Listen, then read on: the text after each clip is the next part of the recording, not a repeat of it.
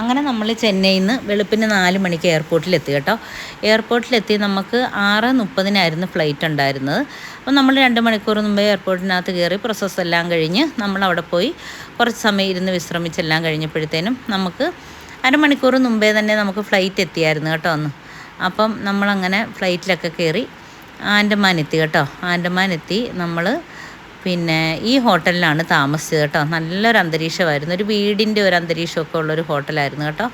നമ്മൾ അവിടെ നിന്ന് ഹോട്ടലിൽ നിന്ന് ഭക്ഷണമൊക്കെ കഴിഞ്ഞ് വിശ്രമമൊക്കെ കഴിഞ്ഞ് 3 മണിയായപ്പോഴത്തേനും നമ്മൾ അവിടെ നിന്ന് ഇറങ്ങി.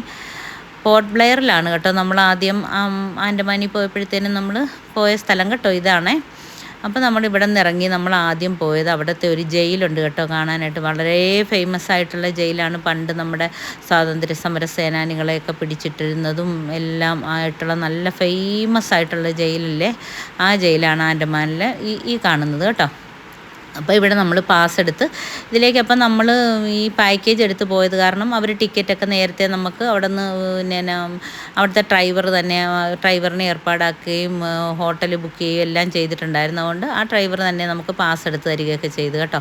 അങ്ങനെ നമ്മൾ ഈ ജയിലിനകം എല്ലാം കയറി കാണുകയാണേ. നമുക്ക് ഈ ജയിലിനകം കയറി കാണുമ്പോഴത്തേനും ഇവിടെ എഴുതി വെച്ചിരിക്കുന്നതൊക്കെ വായിച്ച് കഴിയുമ്പോഴത്തേനും കുറച്ചൊക്കെ സങ്കടം വരുമെങ്കിലും ഇതൊന്നും അല്ല നമ്മളെ ഏറ്റവും ആകർഷിക്കുന്ന കാര്യം കേട്ടോ. ഈ ജയിൽ നമ്മൾ കാണുമ്പോൾ ഓർക്കും, ഓ ഇതിലെന്താ ഇത്ര കാണാനിരിക്കുന്നത്. പണ്ട് കിടന്നവർ ചുമ്മാ ജയിലിൻ്റെ മുറികളിലൊന്നും ഒന്നുമില്ലാതെ പണ്ട് കിടന്നിട്ടുള്ളവരുടെ പടങ്ങളും ഇതുമൊക്കെ വെച്ചിട്ടുള്ളൊരു ജയിൽ. പക്ഷേ ഈ ജയിലിൽ വൈകുന്നേരം ഒരു ലൈറ്റ് ഷോ ഉണ്ട്. 7 മണി തൊട്ട് അവരൊരു ലൈറ്റ് ഷോ തുടങ്ങും കേട്ടോ. അപ്പോൾ ആ ലൈറ്റ് ഷോയിൽ പിന്നെ ആണ് ഈ ജയിലിനെ പറ്റിയുള്ള, ഞാൻ പറയുന്ന ആദ്യം ഈ ലൈറ്റ് ഷോ കണ്ടിട്ട് വേണം നമ്മൾ ഈ ജയിൽ കാണാൻ പോകാൻ. എന്നാലേ നമുക്ക് ഇതിനെക്കുറിച്ച് ഭയങ്കര വിഷമകരമായ കാര്യങ്ങളൊക്കെ നമുക്ക് ഓർക്കാൻ പറ്റുള്ളൂ. അപ്പോൾ ഇവരൊക്കെ ഇങ്ങനെ കൂട്ടമായിട്ട് നിന്ന് ക്ലാസ് എടുക്കുന്നതാണ് കേട്ടോ കാണുന്ന. ഓരോ കൂട്ടമായിട്ടുള്ള പാക്കേജിൽ വരുന്നവർക്കൊക്കെ ഈ ജയിലിനെ കുറിച്ചൊക്കെ ക്ലാസ് എടുത്തൊക്കെ കൊടുക്കും കേട്ടോ.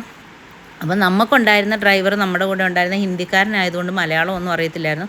പിന്നെ ഈ ജയിലിൻ്റെ ഒരു രൂപമാണ് ഇവർ ഈ കാണിച്ചിരിക്കുന്ന. നടുക്കൊരു കവാടം പോലെ വന്നിട്ട് 6 ഭാഗത്തേക്കാണ് ഈ ജയിൽ ഇങ്ങനെ പണിത് വെച്ചിരിക്കുന്നത് കേട്ടോ.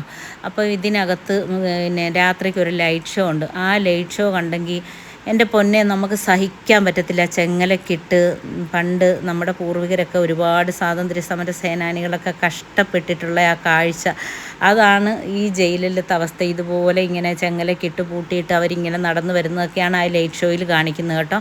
ഞാനോർത്ത് ലൈറ്റ് ഷോ എന്ന് പറഞ്ഞപ്പോഴത്തേനും ഇത് ഏറ്റവും ടോപ്പിൽ നിന്ന് നോക്കിയാൽ നമുക്ക് ഇതുപോലെ തന്നെ തോന്നും ഈ കെട്ടിടങ്ങൾ കാണാൻ. ലൈറ്റ് ഷോ എന്ന് പറഞ്ഞപ്പോൾ സാധാരണ ഒരു ഷോ ആയിരിക്കും എന്നോർത്ത്, പക്ഷേ അത് കണ്ടാൽ സഹിക്കാൻ പറ്റത്തില്ല.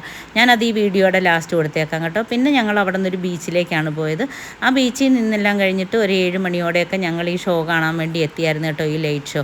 ഇനി ഈ ലൈറ്റ് ഷോ തുടങ്ങിക്കഴിഞ്ഞാൽ പിന്നെ എനിക്ക് പറയാൻ വാക്കുകളൊന്നുമില്ല.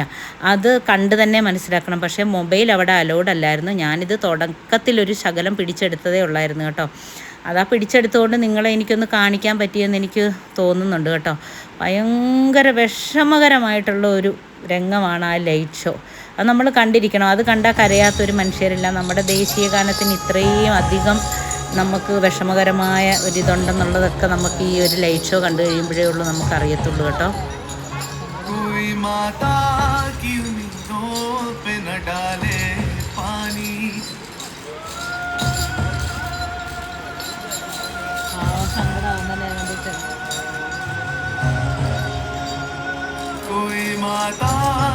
उम्मीदों पे न डाले पानी, जिंदगी भर तो हमें भेज के काले पानी, जिंदगी भर तो हमें भेज के काले पानी.